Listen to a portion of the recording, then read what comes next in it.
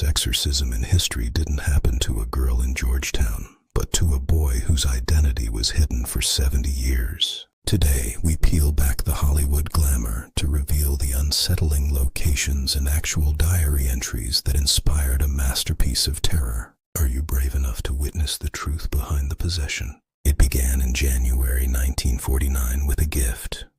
Roland Doe was close to his Aunt Harriet, a spiritualist who introduced him to the Ouija board. When she died, the boy tried to contact her. He didn't find his aunt. He found something else. The disturbances weren't confined to his home. In his classroom, desks slid across the floor. Inexplicable scratching sounds echoed from the walls. Roland began to change. Suspenseful ambient music and the sound of a distant, slow heartbeat. The first exorcism in Washington, D.C. was a disaster. Father Albert Hughes attempted to restrain the boy, but Roland broke free, using a bed spring to slash the priest's arm. The ritual was halted in blood and terror. Roland's bed shook violently at night. Latin phrases he'd never learned poured from his mouth in a guttural growl. Scratches appeared on his skin, spelling out Lewis and hell. Following the sign on his skin, the family fled to St. Louis. There, in the Alexian Brothers Hospital, Father William Bodern and Father Walter Halloran began a 30-day battle for the boy's soul. The priest's private diaries describe scenes so disturbing they refused to speak of them for the rest of their lives. One entry reads, "At 2:17 a.m., the boy levitated 3 feet off the bed. His eyes rolled back. He spoke in perfect Latin, 'I am Legion.' When they held the crucifix to his chest, he screamed until blood came from his ears. The walls bled. Actual red fluid seeped from the plaster. It was human blood, but not the boy's. On April 18, 1949, the end came. Roland awoke with seizures and shouted a command in the name of Archangel Michael. He came out of the trance and said simply, 'He's gone.' Atmospheric whispers and cold wind sounds. William Peter Blatty, a Georgetown student, read reports of the case. He tracked down the priests. He studied the transcripts. And in 1971, he published The Exorcist, softening the horror just enough for the world to handle. But the boy, Roland Doe, did more than survive. He grew up to be Ronald Hunkeler, a brilliant NASA engineer who helped put men on the moon. He patented heat-resistant technology for the Apollo missions, all while living in fear that his past would be discovered. He lived an ordinary life with an extraordinary secret. He died in 2020, just months before his identity was finally revealed. The man who conquered space had once been conquered by something from the abyss. Eerie electronic hums and distant space mission audio clips. And the houses where it happened, they still stand, silent, waiting, as if the walls remember. Because Hollywood gave us pea soup and spinning heads, but the real horror was in the diary pages, written in trembling ink by men who saw hell open. Roland's screams may have stopped, but the foundations still feel wrong. Next, we explore the 2 houses where it all happened, and why the shadows there never seem to leave. Atmospheric horror music builds to a final, soul-crushing crescendo, and then slowly fades into silence over the final minute.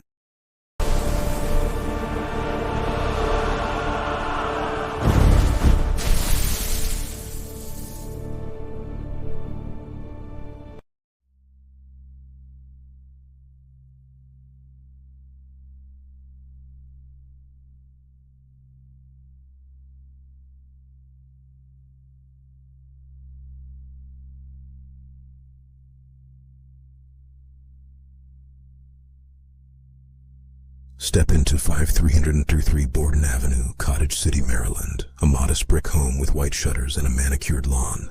From the street, it looks like any other 1940s suburban house, but locals avoid it after dark. Delivery drivers refuse to stop, and those who've stood on its porch report a sudden drop in temperature, even in summer. This is where the final exorcism took place, where Roland Doe's body arched backward until his spine nearly snapped, where a priest chanted for hours as the boy's voice shifted between a child's whimper and a demon's roar. The original owners fled weeks later, leaving furniture behind. The new family reported footsteps in empty rooms, whispers through vents, and the smell of sulfur in the basement. Just 12 miles away in Bel-Nor, Missouri, stands the first house, the one where it began, a 2-story colonial with peeling paint and overgrown hedges. Neighbors say lights flicker on at 3 a.m. No one lives there now. The windows are boarded, but if you press your ear to the front door, some claim you can hear faint scratching from the inside.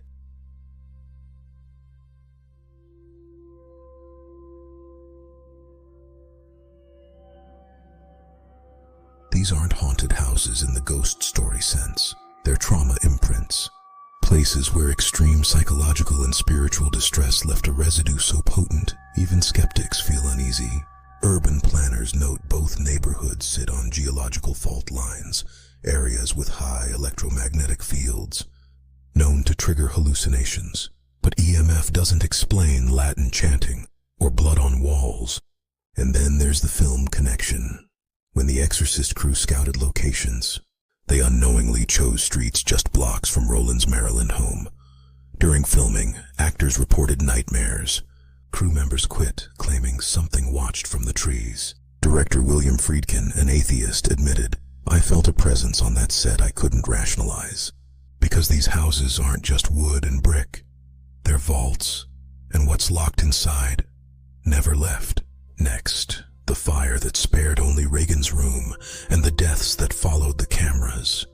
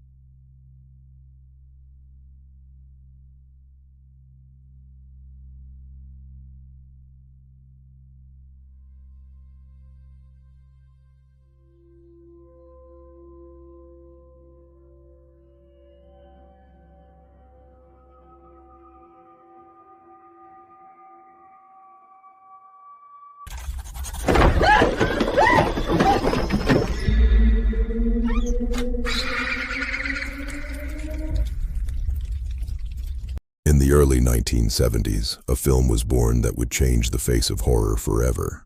But the real horror wasn't on the screen. It was happening in the shadows of the production. On August 14, 1972, a fire broke out on the Warner Brothers soundstage where the Exorcist's interior sets were built. It was a disaster that defied logic. Flames consumed the living room, kitchen, and hallway. Firefighters arrived within minutes, but the damage was total. Every set was lost to the heat, except for one. Regan's bedroom stood untouched. Not a single scorch mark. Not even the smell of smoke. crew called it a miracle. Others, they called it a warning. Then the deaths began. The production was soon haunted by a series of tragic, unexplained passings that left the cast and crew in a state of constant fear. Jack McGowran, who played the director Burke Dennings, died of viral encephalitis during filming. His death was the first of many. Vasiliki Maliaros, who played Regan's grandmother, passed days after her final scene. The timing was too coincidental to ignore. Burton Corman, a lighting technician, collapsed on set and never woke up. The shadow over the production was growing longer with every passing day. And most chilling, Linda Blair's mother received a phone call from an unknown number. A voice whispered, "Tell her to stop, or she'll be next."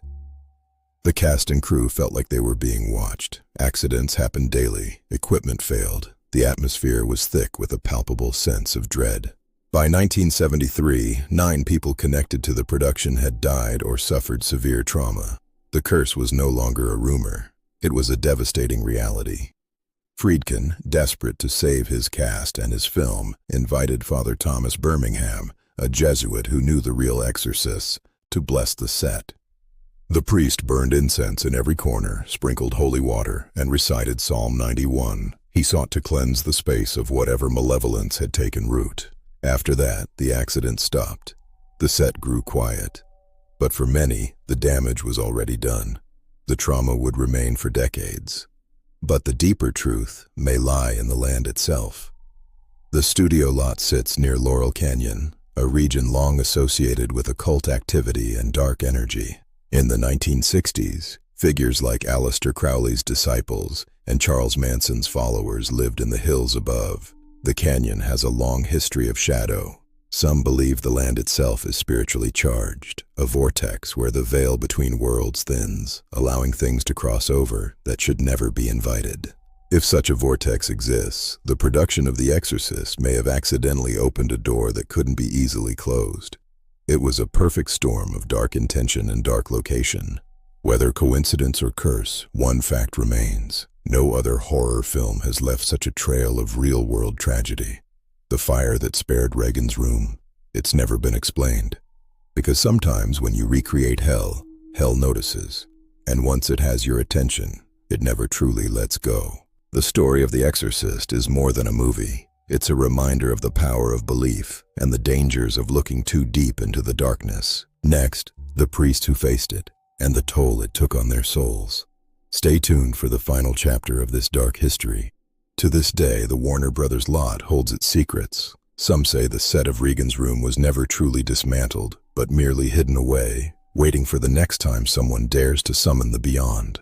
Is it a vortex, a curse, or simply the price of telling a story that shouldn't be told? Perhaps the answer lies in the silence that follows. Listen closely. And you might hear the echo of a door closing in a room that shouldn't exist.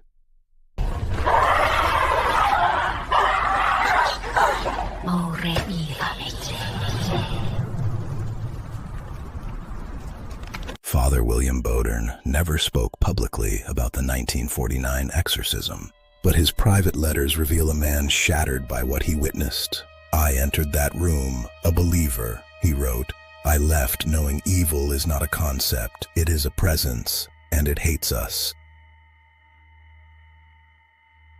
Bowdern suffered nightmares for decades. He avoided children. He kept a vial of holy water in his pocket until the day he died. His colleague, Father Halloran, fared worse. He developed tremors, insomnia, and what doctors called combat stress, though he'd never seen war. In interviews before his death, he admitted, "That thing knew my sins.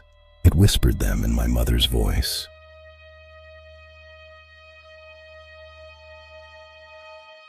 Modern science offers explanations: temporal lobe epilepsy, dissociative identity disorder, mass hysteria. In 2026, neurologists point to Roland Doe's possible exposure to toxic mold in the basement, a known trigger for hallucinations. But none explain the Latin fluency, the physical strength beyond human capacity, or the objects moving without contact.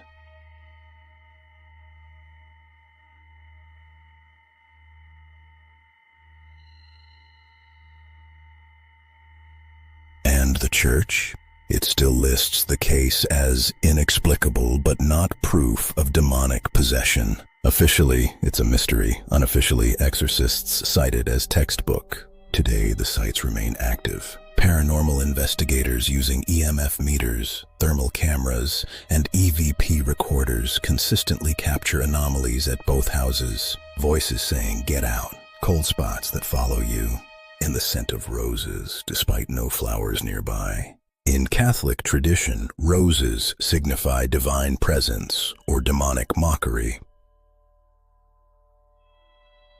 Because the real horror isn't the boy, it is the chilling, heavy silence that followed afterward. The way the priest aged overnight. The way the houses stand, empty yet full. Evil doesn't need fangs to leave scars. It just needs a witness.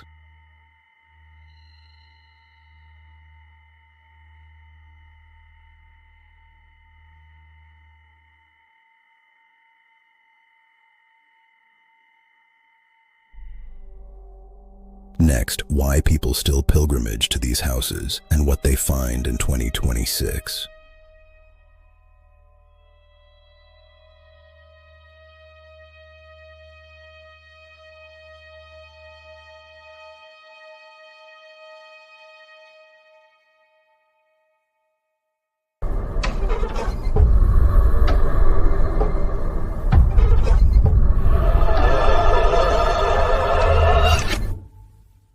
In 2026, the houses in Cottage City and Bel-Nor remain standing, silent witnesses to a terror that refuses to fade. Every Halloween, the cars slow down, seeking a glimpse of the darkness. Tour groups snap photos from the safety of the sidewalk, their flashes momentarily piercing the gloom. Some leave candles, others whisper prayers under their breath, as if the very air around these properties is cursed. A few claim to hear it. A child's laugh echoing from the attic of a house that should be empty, a sound that chills the bone.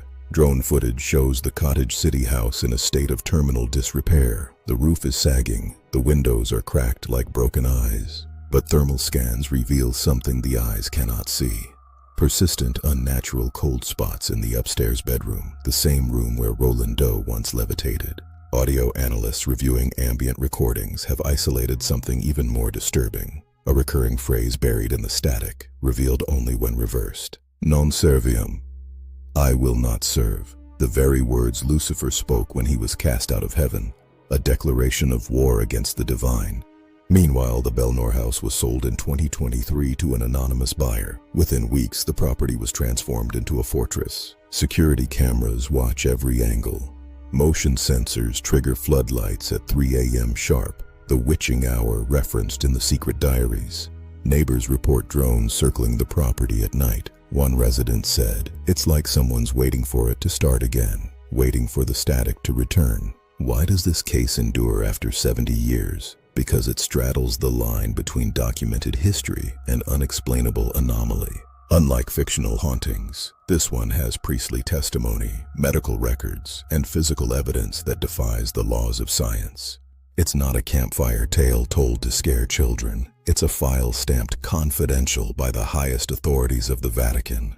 And that's what makes it terrifying. Not because demons might exist in our nightmares, but because they manifested in our reality. Men of faith, men of science, and men of reason all walked away from that room changed forever. Their worldviews shattered. Hollywood gave us spinning heads and green vomit. They turned a tragedy into a spectacle for the box office. But the real horror is quieter. It's the sound of a breath when you're alone, the feeling of being watched when no one is there. A diary page stained with sweat and fear, words written by a hand that was shaking so hard the pen tore the paper. A house that feels watched, not just by cameras, but by something older. Something that doesn't need a lens to see you. A voice in the static saying your name.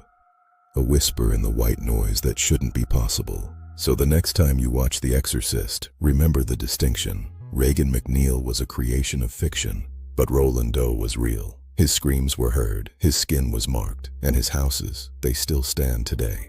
The Exorcist wasn't inspired by a movie, it was inspired by a diary, a record of a battle for a soul that lasted months. 2 houses, 1 boy, 70 years of silence that has finally been broken by the truth hidden in the files. Hollywood fiction ends when the credits roll.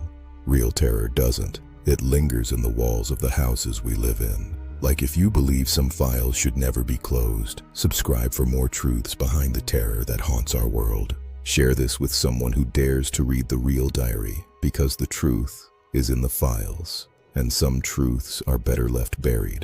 In 1949, the world didn't know the name Roland Doe, but in the quiet suburbs, a war was being fought for the life of a young boy.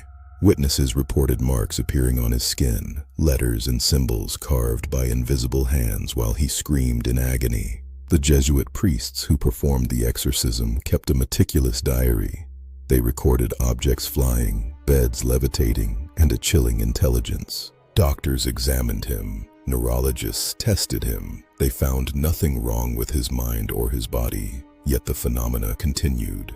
He was just a child, but for months he became a vessel for something ancient and hungry, something that spoke of hell. The final exorcism took place in a hospital wing. It was a battle of wills that pushed the priests to the edge of death itself. They say Saint Michael himself intervened. A flash of light, a final cry, and the boy was free. But the houses remained. Some say the evil left a stain, a residue in the walls of Cottage City and Bel-Nor that can never be washed away. 70 years later, we still whisper his name. We still look at those houses and wonder, is it truly over? The truth is in the files. Don't look behind you.